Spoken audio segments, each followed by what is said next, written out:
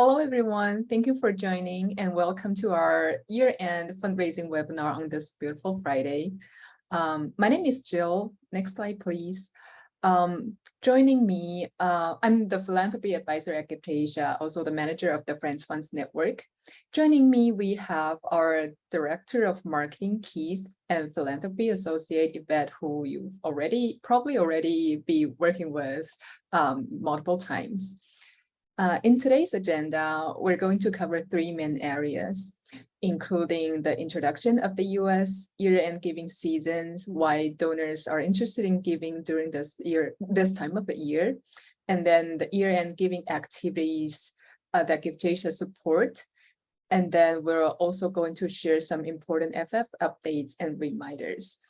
So before we start, some housekeeping items. The recording and the PowerPoint slides of the webinar will be shared afterwards. So please don't worry about taking notes or leaving early. And throughout the webinar, please feel free to ask questions in the chat. You can see the chat box at the bottom of your screen. Whatever question you have, please feel free to type in, and we will either answer them live or reply in the chat. And if you have questions that are specific to your organization or your fundraising plan, don't worry about it. We'll also have 2 sessions of office hours to answer your particular questions, and we will share more detailed information during the webinar. Without further ado, I'll pass the floor to Keith.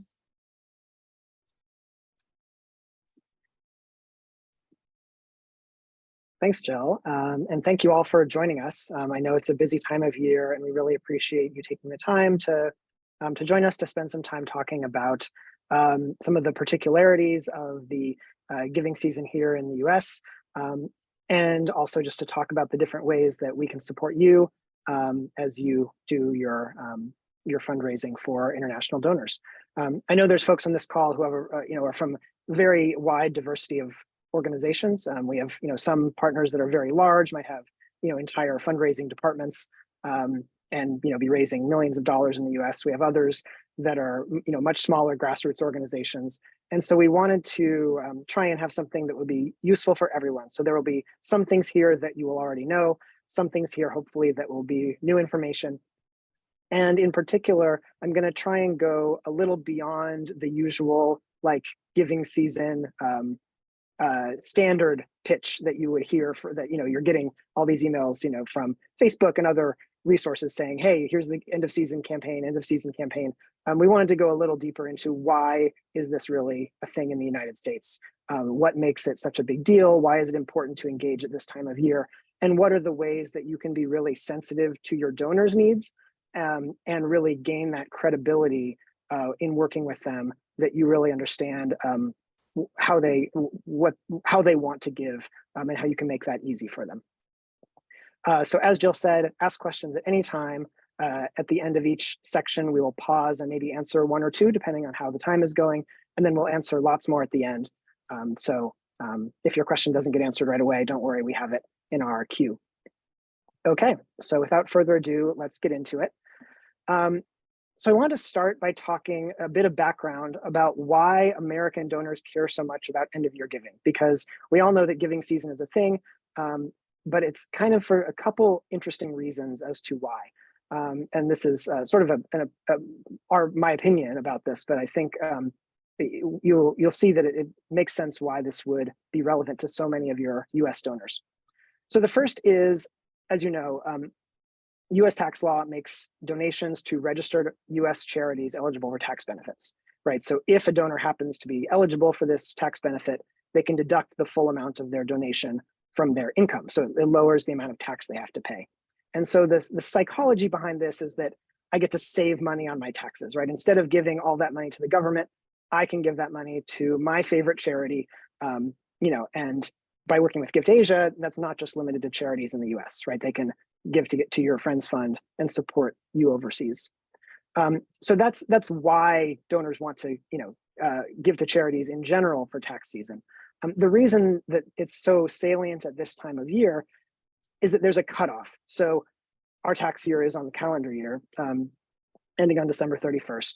And so if a donor wants to get a tax benefit, say they had a really good year at their business, or they got a big bonus and they want to reduce their taxes, they need to make that gift to Give to Asia by December 31st. Otherwise, they can't, it won't help with their taxes.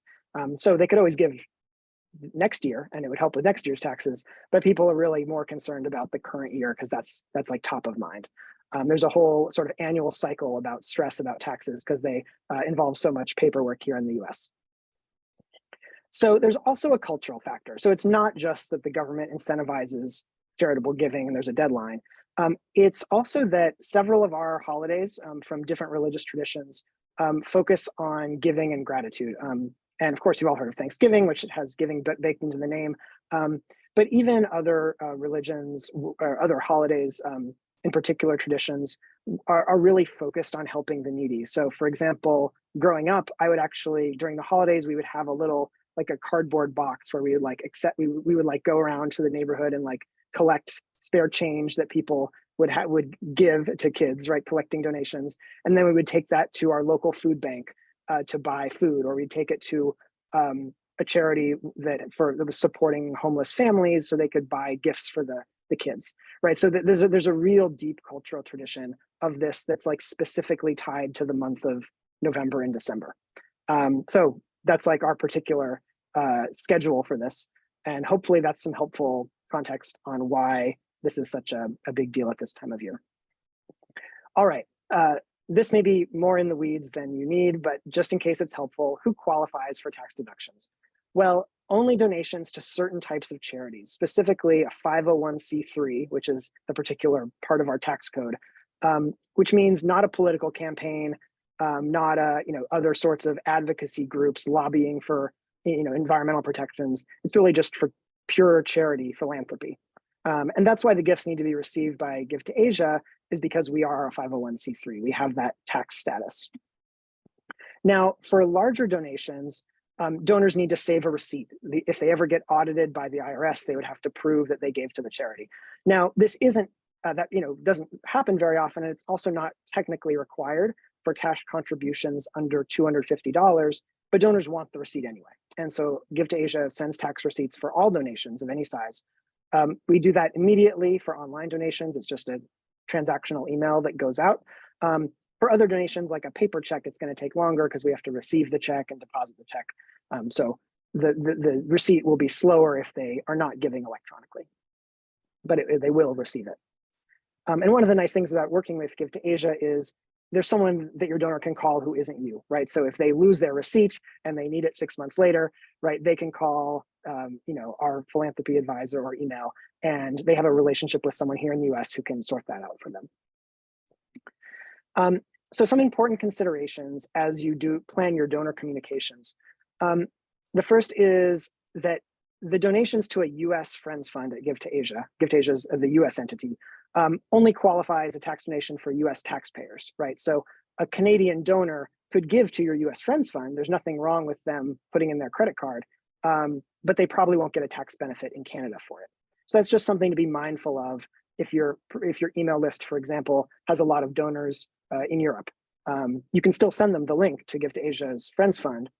Just know that you want to not tell everyone in the world that they're going to get the same benefits as the US citizen would, or US taxpayer. Now, the other thing to be careful about is you can't guarantee that someone will get a tax benefit. And the reason for that is you don't know their tax situation. You don't know if they are, meet whatever criteria there are that particular year. And so it's better to talk about eligibility, and the 501c3 for any savvy donor is that's like the green light that says like this gives me tax benefits. If someone's making a very large donation, send them to their accountant who can, assess their personal tax situation. You don't want to be making that judgment, and neither do we. Now, to enable tax benefits for non-US donors, you can actually set up friends funds in other tax jurisdictions. And this is one of the unique benefits of working with Give to Asia, is that we aren't just offering this in the US. Through Give to Asia, we can set up friends funds in Australia through our entity there, and in Hong Kong, SAR is another option. So there are other ways that you can do that. You can reach those other donor audiences. And through our Myriad Alliance, you can also set up Friends Funds in Europe or in Canada. So we can also help you access those other donor markets if you want to be, if you have donors there and want to get the tax benefit, get in touch with us. The rules are different in every jurisdiction as to which charities are eligible, but it's worth asking if you have even just one very large donor or a donor base, like say if you're a university and you have alumni in in France or Germany or Belgium. It's worth talking to us to see if it makes sense for you. And there's no cost associated with exploring that until you actually apply for the Friends Fund. Okay, so I'll pause there in case there are any questions specifically about what I just covered, the tax deductions and the why people give at this time of year. So Jill or Yvette, any questions that come up in the chat? I'll try and answer them now. I think we're good for now. I think we can actually move forward and then maybe answer more questions up in the next section. Sounds good. Okay, now we're going to talk about a specific area of US donations. This isn't actually year-end specific, but I think it will be useful because it's something we get a lot of questions about at Give to Asia, and it's an increasing source of donations for many of our Friends Fund partners.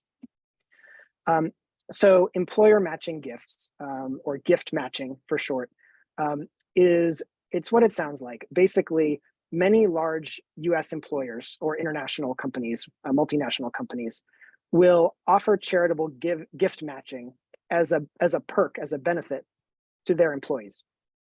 So, just like you might get a retirement plan or some sort of like snacks in the office, at a large corporation, they are giving this as a way to keep their employees happy and to show that the corporation is supporting the causes their employees value.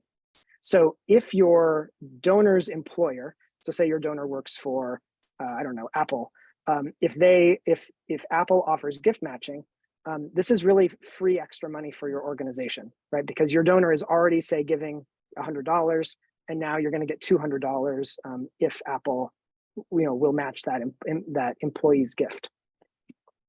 Now, each employer sets their own gift matching rules, and not every employer does this, but many large employers do, and they'll have up to a certain limit. Like maybe you can give up to $1,000 a year, and the company will match it, or up to $5,000 a year, or even higher at some very large corporations. So this can actually be quite valuable if you have even just one large donor at one of these companies.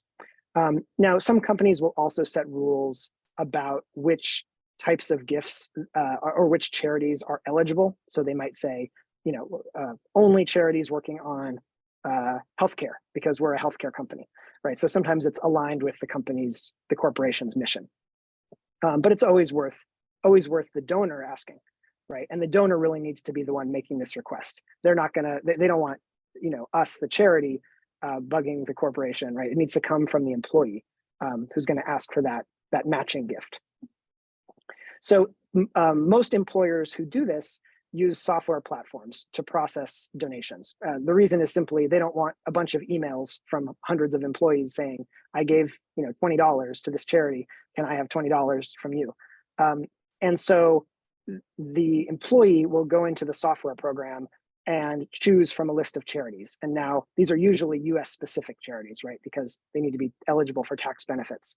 That's the other reason the corporation is doing this, is because it's a charitable deduction, it's a tax deduction for the corporation as well, right? And so these gifts are collected on this software platform, usually, and then they're transferred to the charities eventually. And the reason I say eventually is that there can be a real delay, because often this happens on like a monthly cycle. And so the gift will take, the corporation waits till the end of the month to even decide which charities will get a match. And then they have to send the money. And then, we get thousands of these donations and have to put them into the right fund and make sure it gets to you. So there's a delay for these matches. And so that's just something to keep in mind as one of the trade-offs there. Now, the largest employer matching software platform out there is Benevity. You've probably heard this name. We've done a lot of work with them and talked a lot about them because it's such a good resource for our Friends Fund partners. So Benevity is a software company based in Canada. They offer a variety of grant management and donation management tools for corporations, both for employee engagement and for their corporate social responsibility, for the company's own grant making.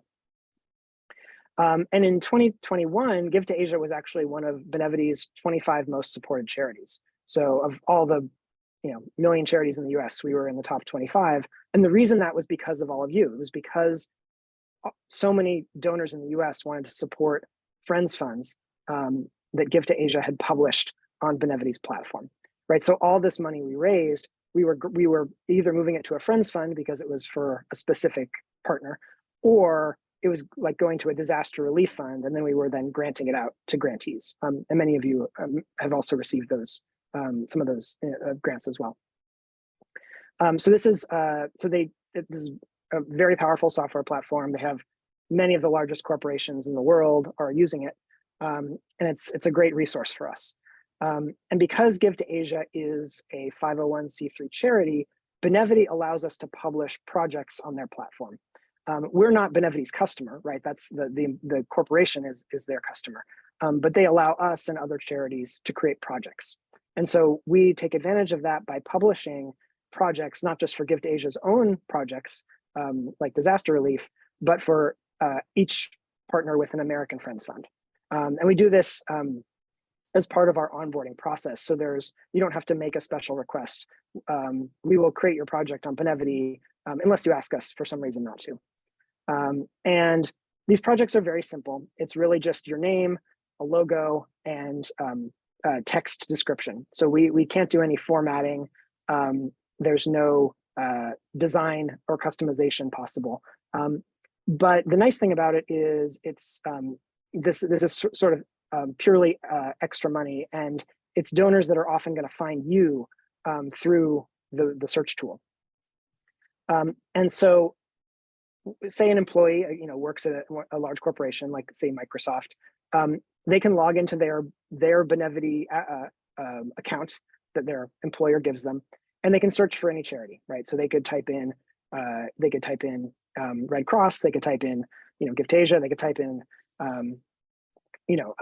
any charity that's a and it's going to come up here. And that's true of both US charities and of projects like Friends Fund projects that we have published there. And the search tool really is where people have to find you, because unlike our own website where we can just give you a link, we can't give you the Benevity link because the link is different for every corporation's portal. So the link for the Microsoft employee is different than the link for the Amazon employee, right? And so that makes it a little tricky. So it's really the donor has to find you using the Benevity tool, but it should show up when they search for your name. This is an example of what it might look like to a donor. So the corporations get to decide which projects they're going to feature. So in addition to the kind of search engine, they can also run their own fundraising campaigns. So they may say, this month we're promoting charities that work on children's nutrition. And this month we're promoting charities that work on environmental cleanup. And so certain charities will get featured and will therefore get more attention, right? But any charity can still be searched if the employer includes them. So that's the short story on employee matching. We can go a lot deeper if folks have questions, but I just wanted to give that kind of high-level introduction to how that service works and some of the limitations, right? So we can publish the projects there, but it's really the corporations that are going to promote them to their employees, or the employees who will search for you because they already know you and support you.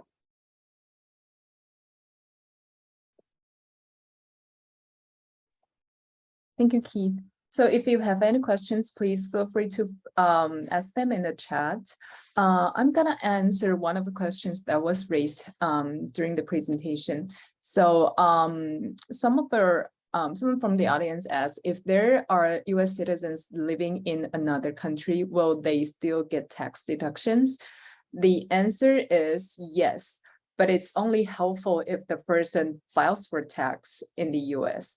For example, if the person is a US citizen, but he or she doesn't file tax in the US because they don't have any assets there, they don't have any income there, so they don't need the tax benefit, then the invoice that Gift Asia issue won't be very helpful for them for their US tax filing.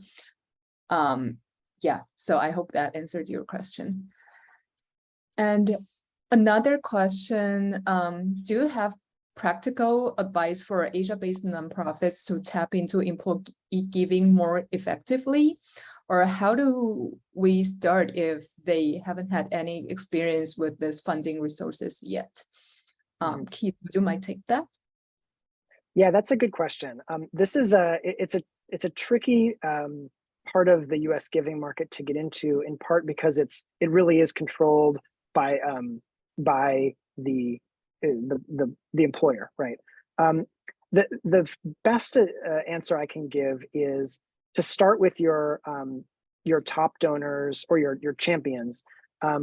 Is if you have it, one thing you can do, or maybe even start collecting this, is looking at where your employees work. So say, if you add you find out that by looking at their email address, you have a donor who works, we'll use Microsoft as an example again. You have a donor who works at Microsoft, and if they're not just a one-time donor, but they're regularly supporting you, or maybe they're a high dollar donor, you could set up a call with them or an email and just say, hey, we really appreciate your support.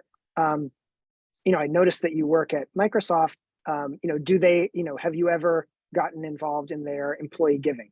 And just sort of have that explore that conversation. They may not even know that they could get their gift to you matched, or conversely, they may say, oh yes, I make donations on our giving platform all the time.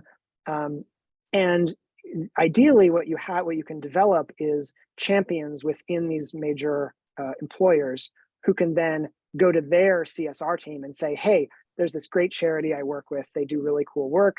They're in country XYZ. We have a bunch of employees there as well. I would really love to do a little campaign here in the office. Could we promote that? Or can I promote that? And that's the way that works. The politics of that will be a little different in each corporation.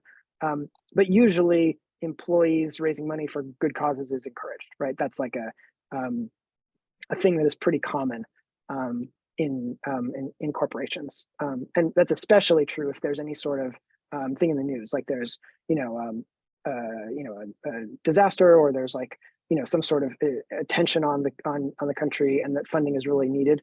That's a time where corporations will usually be very receptive to their employees wanting to raise money for a trusted organization.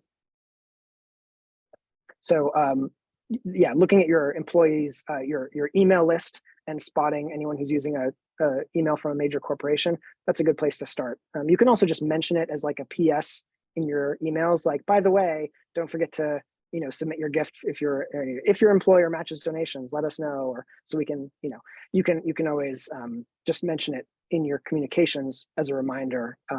Like if you give through Give to Asia, make sure to submit the donation for a matching gift if your employer does that. That's just a good reminder for people if they don't realize that Give to Asia is a 501c3.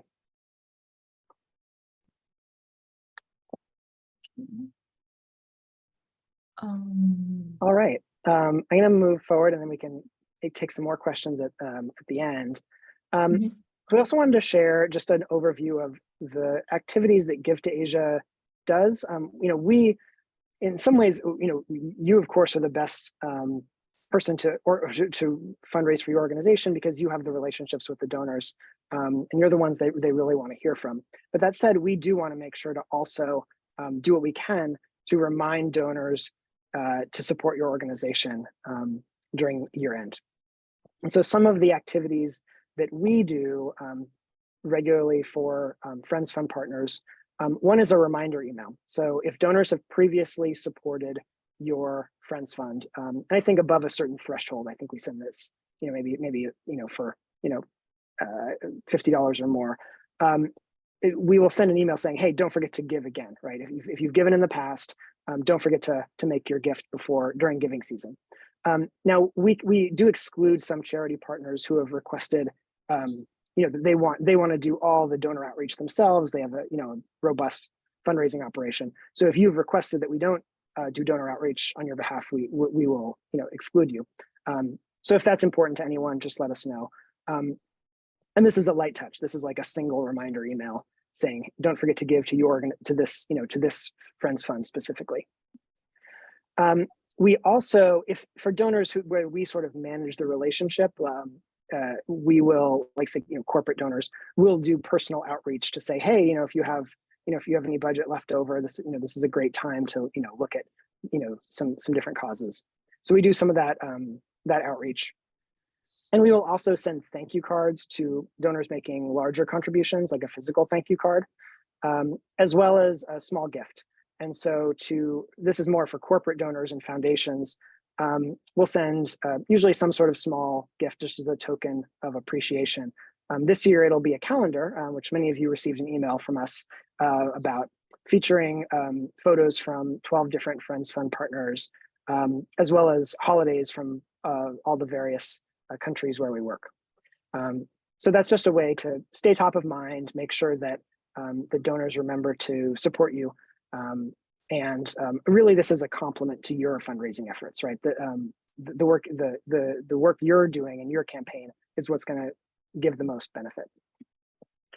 We also do have this fundraising tools page, which I know Yvette has shared links to in the past. So this is a good resource, and we'll send all these links in the follow-up email as well. So don't worry about writing them down. And then something new we're doing this year, just to try out and see if it's helpful, is to have some open office hours. So this is only for Friends Fund partners. It's going to be a meeting as opposed to a webinar. So you'll actually get to talk and we can have a conversation. And it's a chance to really ask us anything about either the details of what you learned in this webinar. If you want to just talk about, hey, we're trying to optimize our donation page. Do you have any ideas?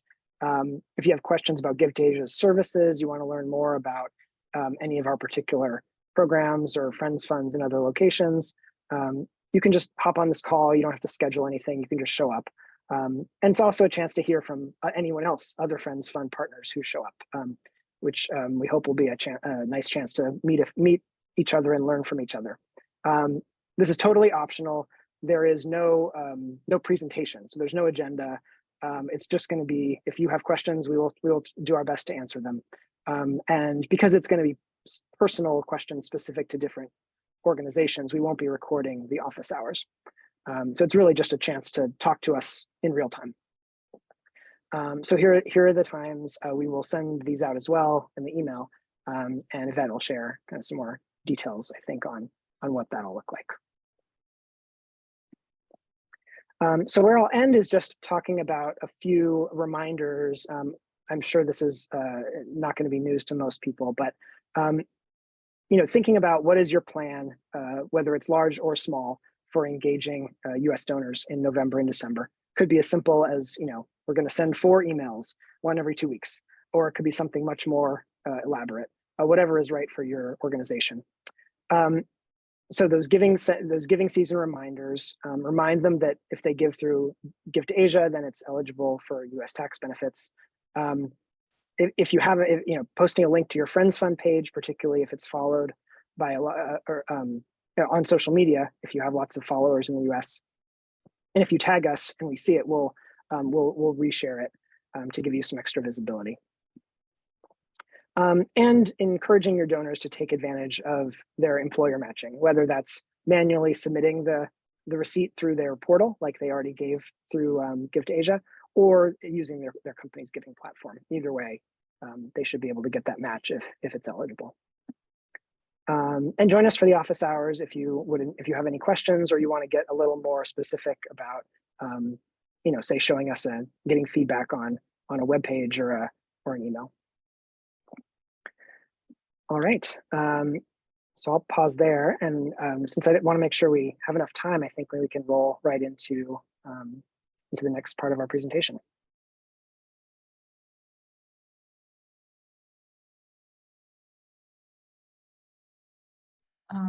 Yeah, thank you, Keith. If what I'm seeing, there's a question about corporate, how can a corporate send their match to the link, the gift sent earlier by their employees? Was this answered yet? Or do we want to answer it now? Yeah, I'll answer that now. That's a great question. So on Benevity specifically, the Benevity, each month, Benevity sends us a very large spreadsheet that has the details of every contribution received to any of our projects, and the amount and which project it was for, and whether it was the employee's gift or the corporation's gift. And so we can then reconcile that when the money arrives to make sure that both the individual's gift and the matching gift, which may even be larger, right? Sometimes it's a 2-to-1 match. That those gifts both get into your friend's fund. Now, with there's lots of other systems out there. So sometime, and we do get these, we will just get a check in the mail from a corporation that's like matching gift, and then we, do our best to figure out which fund that is for. And usually, if it's we can look and see who made that donation, and like if it has the employee's name, right, we can look it up. But if you do have an employee who's submitting a large donation for a match and it's not on Benevity, it doesn't hurt to just drop us an email to let us know to expect that matching gift from Amazon or from whatever corporation is going to be sending that match. Again, no need to tell us if it's on Benevity. It'll automatically end up in your friend's fund after the delay.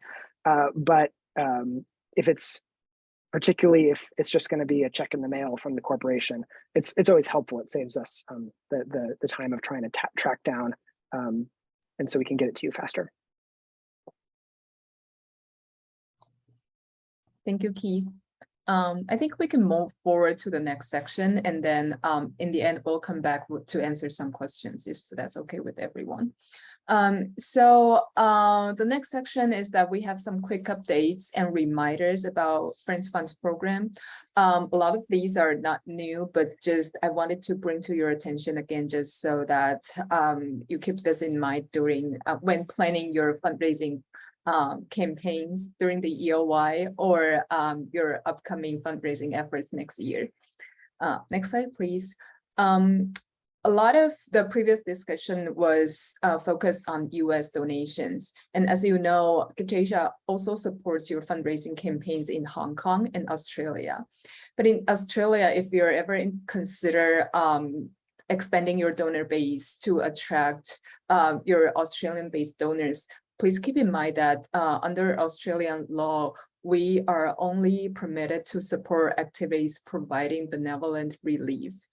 And benevolent relief means that the activities need to relieve systematic poverty and distress, including sickness, disability, suffering, destitution, misfortune, and helplessness of individuals. So with that, if your organization is supporting, for example, environmental protection or supporting high-end research project in universities, they may not qualify. So if you're ever consider or planning to expand your donor base to Australia, please feel free to reach out to us, and we're more than happy to evaluate this for you. And next slide, please. Also, if you have donors in other countries rather than in US, Hong Kong, or Australia, we now have Myriad Alliance that can help you to facilitate your fundraising efforts in Europe and Canada. So earlier this year, we formed Myriad Alliance with the Kim Baldwin Foundation. So as you can see here, 3 entities from GiftAsia, including GiftAsia US, GiftAsia Australia, and GiftAsia Hong Kong, is working together with Kim Baldwin Foundation in Belgium, Canada, and US. So that for those who are fundraising in Europe and Canada, we offer tax benefit in those countries too. And the tax benefit is offered across 16 countries in Europe and also Canada via the Myriad Alliance. So if you're planning to expand your fundraising efforts in Europe or to Canada, please feel free to let us know. And we're more than happy to connect you with the appropriate contact at KBF. The FF setup program, the FF program, the setup process, the fees are all streamlined. So please expect the same amount of process and amount of time and fee structure when you work with KBF. Next slide, please. Another change that we introduced early this year, a lot of you probably already going through this, is that we have a new recertification process. For the longtime partners, you probably already know that in the past, we used to have this 3-year of due diligence period. And now we're changing it to annual recertification system. And we're changing everything. We're moving everything online. And the whole purpose of this exercise is really to help you to decrease the burden on your end and also to streamline the whole process and make sure that we have the most updated information in our system. So in the new annual recertification online system, what we will do is that we will reach out to you and ask you to upload all the documents needed to our online system. And then next year, we will share all those documents to you, and you just need to review and check if those are updated. So for example, if you have a new board member or you have the most recent financial or annual report to submit, you just need to upload those documents into the system. And then if the registration didn't change, if the staff member didn't change, you just need to click the same and approve in the system, and you don't have to go through the whole due diligence process over again.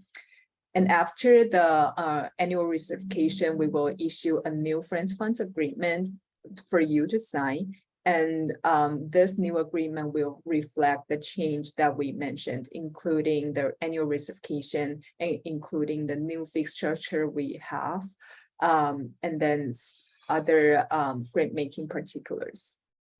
And then moving next, I'm going to pass the floor to Yvette to talk about our distributions.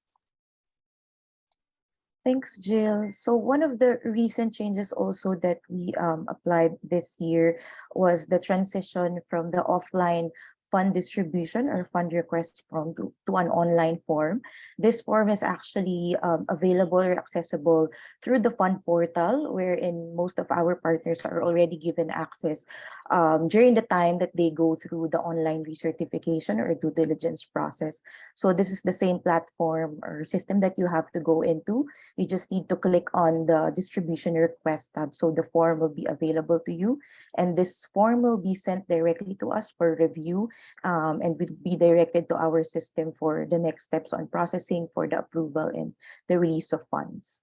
And we also strictly follow the minimum amount that we have. So the minimum amount of requests that we are processing for distributions is $5,000. We've been very strict in following this, and the reason why is to lessen the admin load in both fronts, in both Give to Asia and the partner side.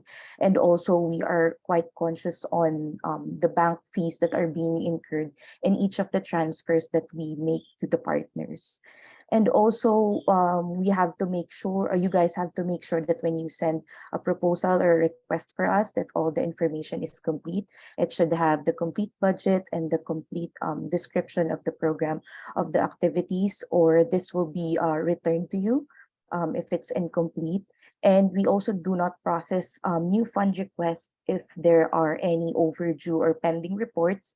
And also if your recertification or your status with Give to Asia is still pending. So we have to make sure that this is all cleared before we can process your new fund request. Next slide, please. Oh yes, and offline forms are not going to be accepted. So if ever you send us the old form that we have through email, we will then have to ask you to log into the system to fulfill the online form. And since we are already getting close to the end of the year, just a reminders, especially to the partners who have an available balance of more than $5,000 in their funds, we highly encourage you to request or to withdraw these funds and send us a request on or before the cutoff date of December 9 for us to be able to process your request within the year. And if ever you won't make it to this cutoff date, we are not sure if we are able to process this within the year, and this request might be processed come next year. So we will also be sending a reminder, email reminder on this in the coming weeks. And there's going to be automated email that will give you a reminder and also provide you the fund amount. But please feel free to check your portal anytime to check how much available balance you have already. And if there's no pending, feel free to send in your distribution request before the cutoff date. So that's it for the program updates. I think we can already move on to the Q&A. Yeah, thank you, Yvette. So there's a question regarding to the online matching platform. So one of the audience asked, are you also registered with Cyber Grants? So Cyber Grants, it's another online giving match giving platform. So Keith, would you like to take this? Sure, I'll take that one. So the short answer is yes, we are registered with Cyber Grants and a bunch of other grant making and employee giving platforms. The reason we focused on Benevity is just because it's such a big generator of donations for many of our partners, and we get the most questions about it. But we do regularly receive funds, both corporate grants and smaller employee donations or matching donations from employers through a variety of different platforms. So if there's a specific way that the money needs to get to Gift Asia, particularly for a grant, a corporate grant, you can always just get in touch with us, friendsfund@giftasia.org, and we'll make sure to get you an answer that's specific to your donor's needs. Mm-hmm. Thank you, Keith. And another question for you, Keith. So for new charity partners, especially for those who are less experienced or new in this area of reaching out to US donors, what would be your suggestion for them to start building their US donor network? Mm-hmm. That's a good question. I think it depends on whether you already have US donors and you just haven't really done proactive outreach yet, or if you're really starting from scratch. So I'm going to assume you already have a list of US donors, maybe who have given in the past, either to your Friends Fund or just directly to you, maybe via the PayPal or something. So I think that it's okay to start small, right?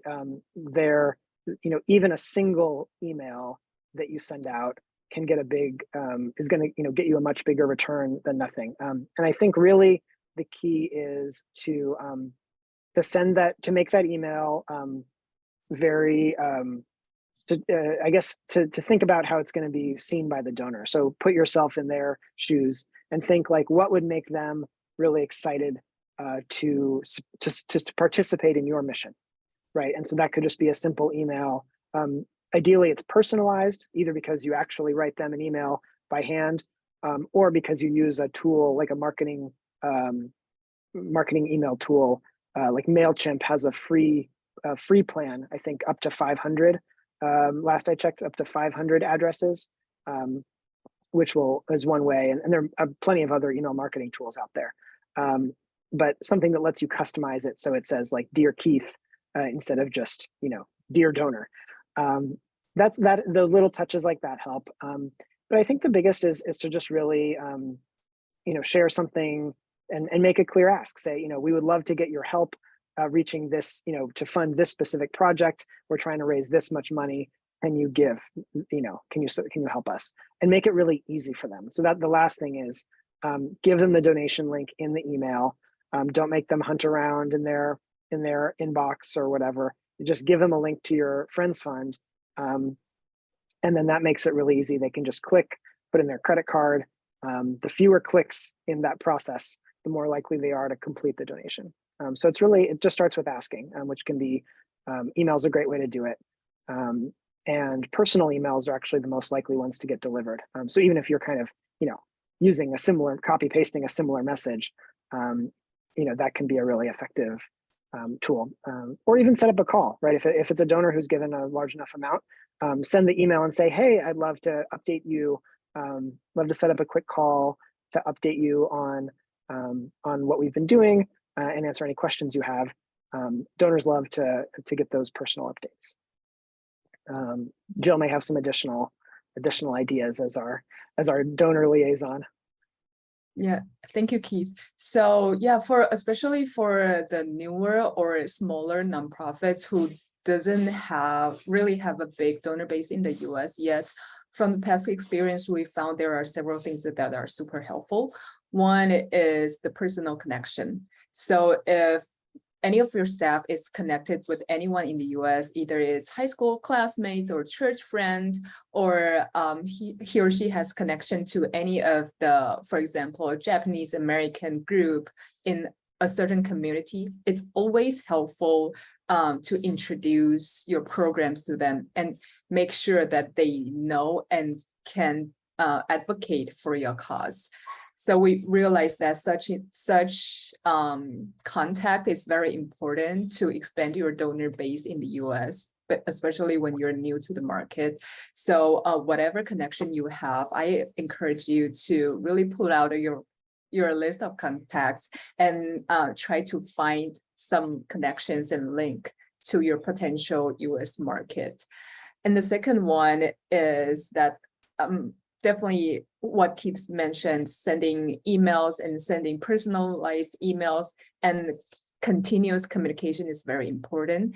And what we also found very helpful is actually the physical meetup. I know it's not feasible for a lot of the organizations, especially during COVID, but if you have the opportunity to set up an in-person meeting or event in the target market that you would like to raise fund in, I think that would be super helpful. And actually, a lot of our Friends Fund partners did extremely well by holding concerts or hosting alumni gala in the US, and they have been receiving extreme success with that. So as we are entering the post-COVID era, I think maybe this is one of the approaches that we can also take into consideration when you're planning your 2023 or your fundraising plan moving forward. Mm-hmm. Yeah, I think the answer to that really just depends on your scale, the size of your organization, your resources, and how far you are in building that donor list. So I would say if you want a more personalized answer, join us for one of the 2 office hours, and we'd be happy to help brainstorm some ideas that are specific to your situation. And we can get creative too, right? If you are, say you're an organization that runs a something that is relevant to tourists, then when U.S. tourists are in your community, maybe they can come visit, and then they become advocates for your organization. They love what you do so much that not only do they give, but then they go home and tell all their friends and become fundraisers for you in the U.S. So it really depends on your organization and what kind of your strategic advantage is with international donors. Mm-hmm. Thank you, Keith. I think we can wrap it up as today. Thank you so much again for joining, and I hope this section is helpful for you. And again, if you have any questions beyond what we discussed today, please feel free to reach out to us and or join our office hours. Thank you. Thank you, everyone.